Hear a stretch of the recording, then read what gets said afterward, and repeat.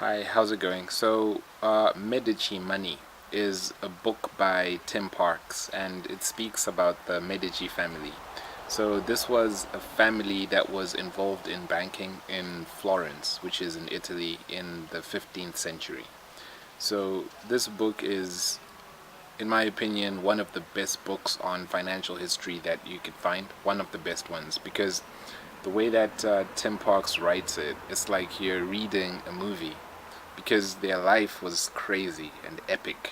These people were the richest family at some point in Florence, and not only were they so crazy, filthy, dirty rich, but they were refined in such a time that everything that was happening was affecting the entire world because the world was smaller then, less population and stuff like that.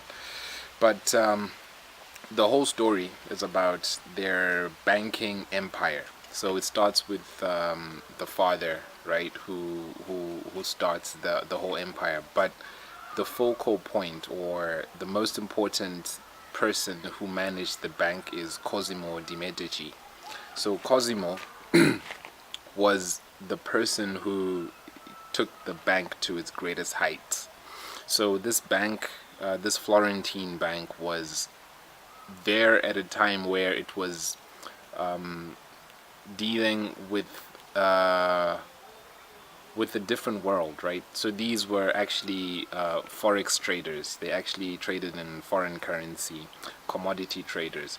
But the family started with textile. So textile is wool. So they had a wool factory that they started, and through that textile business, they ventured into banking, and they ventured into arbitrage, and they ventured into loans, and savings, deposits, trade, all of these things. So it all started with that bank in Italy. So it grew to be the biggest bank with, I don't know, so many different branches. I think it had 15 different branches in different countries or in different states.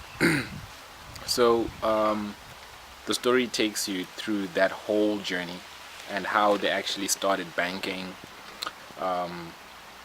what their philosophy of banking was, what their philosophy of life was. So they were very, very powerful in, and what they did still affects people today because this story happens in the time of the Renaissance. So the Renaissance is the reawakening or the age of enlightenment, right? So enlightenment. So they start in that era, and they are responsible for some of the greatest artists, some of the greatest artworks, and for some of the finer things that people are really into. But starting with their actual banking, they are responsible for using a system that was in direct contradiction to the faith at the time. So you have to understand that at this time, everybody was under the Catholic Church, and the Catholic Church was the dominating force in the whole world and still is. So they were not allowed to charge interest on any loans. So they had to make money without sin, right? So in all of this, what they did is they created a means whereby they weren't charging interest, but they were charging something they called like a discretionary or a discretion, which was a commission, basically a commission. So they actually veiled the fact that they were charging an interest through an intricate banking practice. So what they did is that they are the first bank that introduced letters of credit into the banking system. Okay, so this is just something like a check that you get a check, but then it has a huge commission. So this huge commission is the interest that they're not charging, but they're charging as a commission, right? So they did that, and then they were also the first people to introduce. Right, they revamped the ledger system by introducing double entry booking bookkeeping techniques into banking. So they actually didn't invent it; they just introduced it. And that introduction is what's still up today. When you go to the bank and then you have debit and credit on a ledger, it's because of the Medici. That's all Medici money. So they did that to the banking system, and the whole banking industry changed. So as a reward or as a consequence, they were the biggest banker, and their business was the biggest business in the world. They were the richest in the world in like 1490 something. So 50% of their profit at their height actually came from the Catholic Church. So the church is filthy rich, everybody knows that. So they were managing the church's money, they were managing God's money. So the way that people used to revere them because of that one factor was astounding. That they ended up being the de facto leaders in this country. But the problem was their morals or their philosophy was not aligned with the church doctrine per se, because they believed in humanism. Humanism is the philosophy that a person should express themselves as an individual, which is the theme of the whole Renaissance. Like Michelangelo and Botticelli, all of these people are expressing themselves, but they're using art in order to express themselves.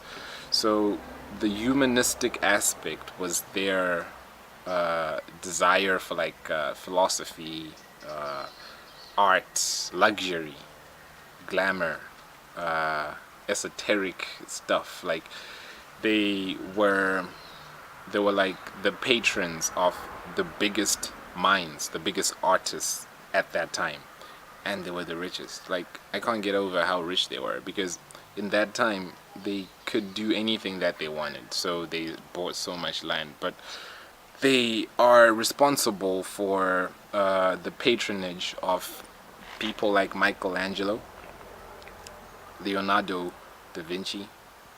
Like they actually sponsored these people. They're responsible for Galileo, the Galilee. So their influence is still felt today, because we're still citing Michelangelo, right? We're still referencing Leonardo da Vinci as the Renaissance man. So this was the embodiment of the Renaissance man. So what they would do is that they would tell them they'll tell them to paint a picture of something in the Bible, and then they would put themselves in that scene. So they created themselves as divine. So they actually did rule the whole city, because they managed the money. To that effect, there were 4 popes that were Medici popes. So the power of the papacy is huge, right? The papacy is strong. So they were able to influence that and get 4 popes who were like Medici's. So that is a big deal because that is just a big deal. So the Medici's were all of this, and they created a different world for everybody, like high finance and art and luxury. So they actually contributed to the invention of the piano, of opera. Like opera, like when you go like to a theater and then they're like singing that Italian opera music, and that ambiance, you know, that air, that atmosphere of money, that intoxicating atmosphere of money, that is reminiscent of Medici money. That is Medici money. Pianos, like someone gets rich, they want to buy a piano. Medici money. So they were really influential, and they still are, pretty much.